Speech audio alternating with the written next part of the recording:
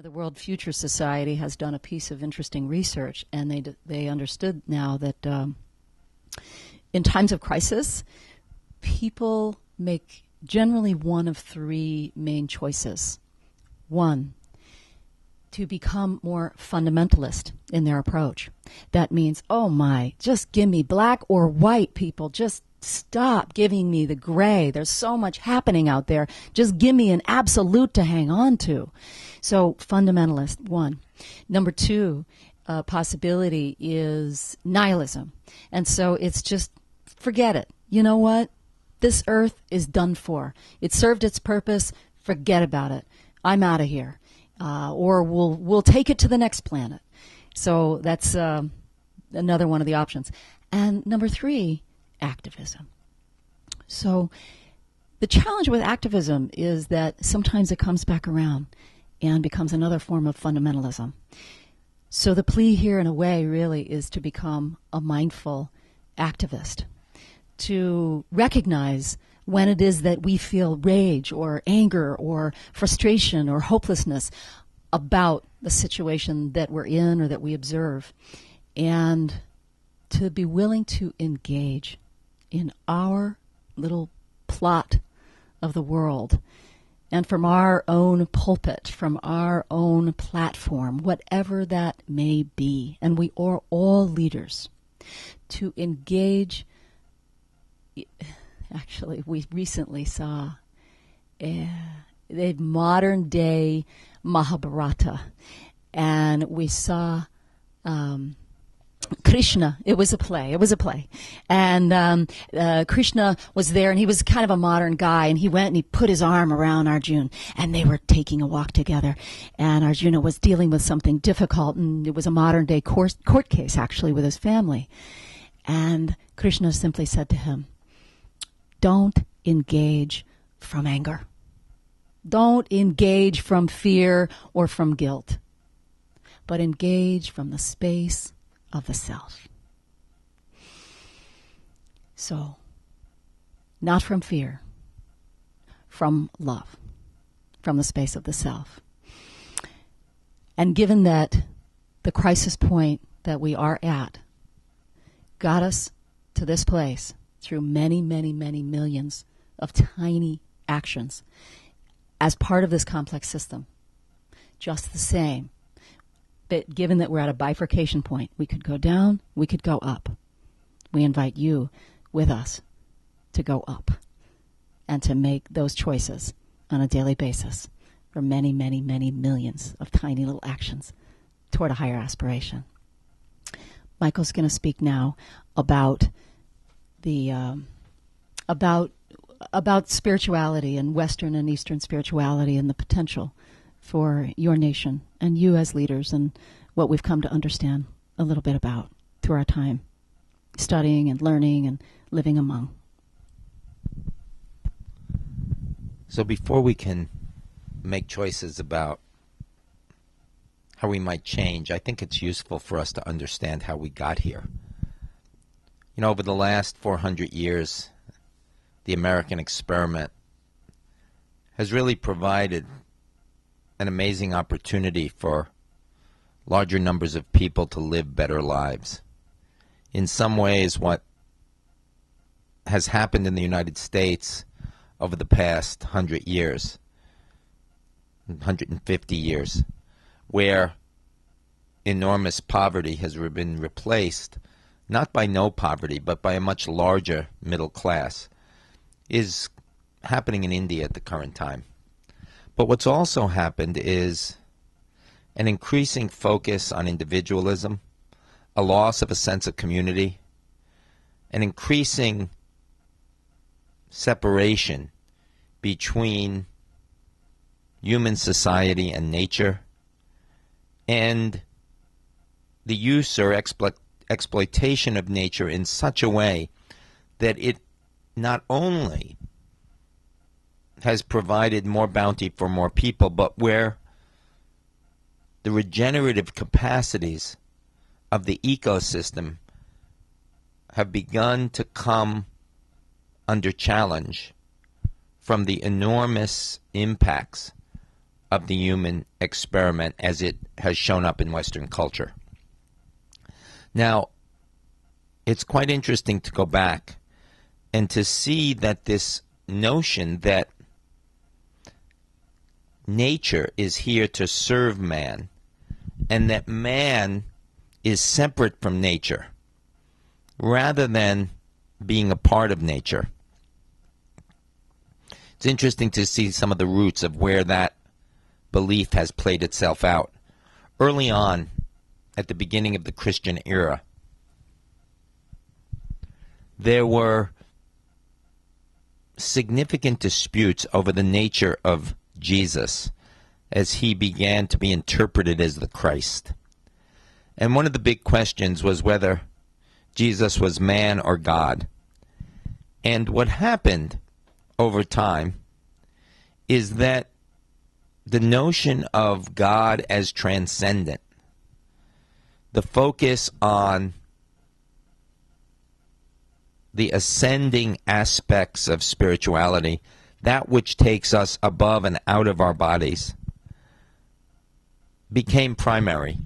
And it's worth noting that there were enormous disputes and physical violence at the beginning of the Common Era among groups who had different views of the person of Jesus and of his immanence or transcendence. There's actually a book about this called the Jesus Wars. And so for hundreds of years there were battles about this. That focus on the transcendent, that separation from an embodied or immanent notion of the divine, and that related notion that God is separate from humankind and can only be approached through a covenant, is quite significant. Because what it leads to is a sense that man is different than other members of the animal species that populate this planet. So we become different, we become unique, we begin to have a unique relationship with divinity, and that divinity is removed or transcendent. Now, that's not to deny that there are ways in which human being seems to be different from other sources of animal life, but that separation, taken to an extreme, led to a sense that we could exploit nature, use nature. In its benign form, there was a sense of stewardship, a sense of responsibility for nature. But in its more destructive form, not in the short run, but in the long run, and I'll come back to that momentarily, the notion was very much that we could use nature to serve our purposes. And as Francis Bacon, a famous Western philosopher, is known for, he said that the whole purpose of nature was to serve man's end, and our job was to exploit and tame and bring nature under control.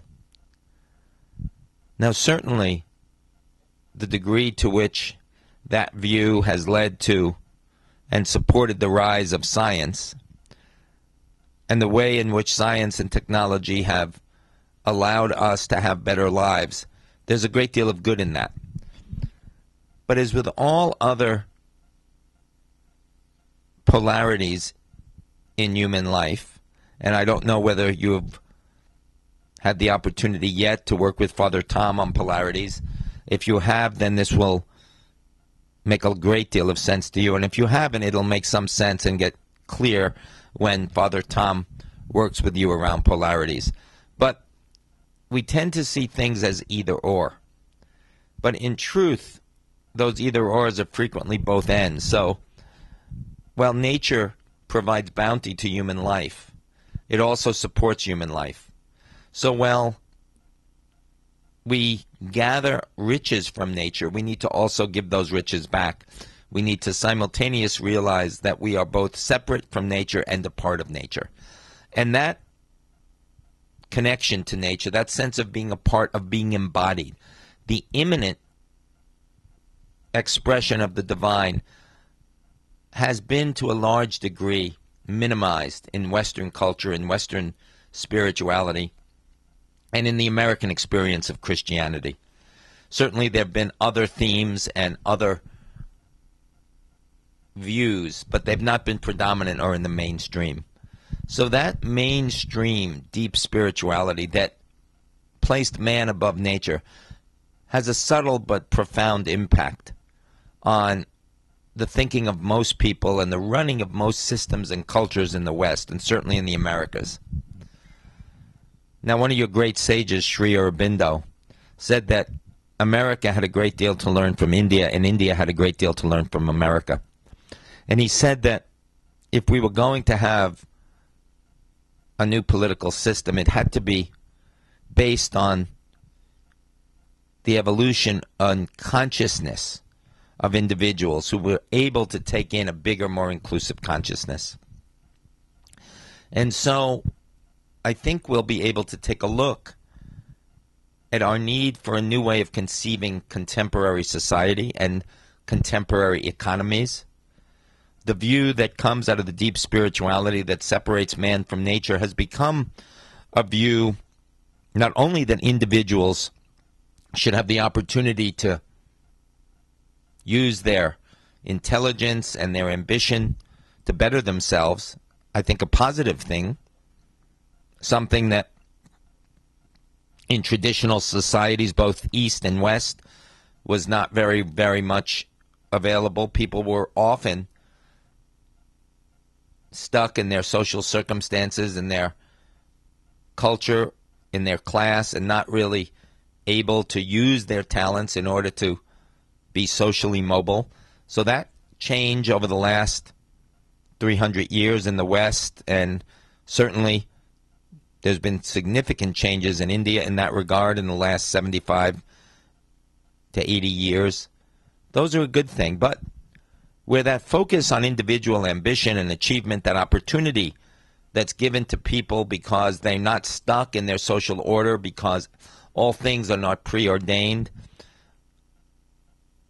when it's coupled with the separation of man from nature, it can begin to lead to this view that individual achievement is all that matters, that each of us are separate from our brothers and sisters, that we should achieve as much as we can, as fast as we can, and get that for ourselves and those who are close to us. And we forget that we're part of a larger community, a larger environment. And that has clearly created some of the challenges we face today. And yet, it's very hard to imagine operating differently. It's very hard to imagine rebuilding the infrastructures in which so much is invested. It's very hard for corporations to reinvent themselves. And some of the reasons it's so hard to reinvent ourselves is because I think we don't know the water we're swimming in. We don't realize that people have not always seen things in that way. We don't realize that there is an alternative. And historically, that has been true for many people. 100 years is a very short time in the course of the 4 billion year history of Earth, or the 14 billion year history of the universe. And yet in the last 100 years, enormous changes have taken place everywhere. Could it have been imagined that people of the lower castes would have some of the opportunities that at least some of the members of those lower castes have today in India? And this is a struggle that's not yet over. Could it have been imagined 70 years ago that blacks and whites in the southern part of the United States could be married to each other without being threatened with physical harm and possibly even death? So there are many instances where circumstances change, and we're frequently limited by our lack of imagination. So we'd like to take a few minutes to do a very, very short exercise that Father Tom will lead you through. He has some sheets, and on those sheets there are 9 dots. And we're going to give you a couple of minutes to take a pen or a pencil and to place it on the paper, and without lifting it from the paper, See if you can connect those 9 dots with 4 lines.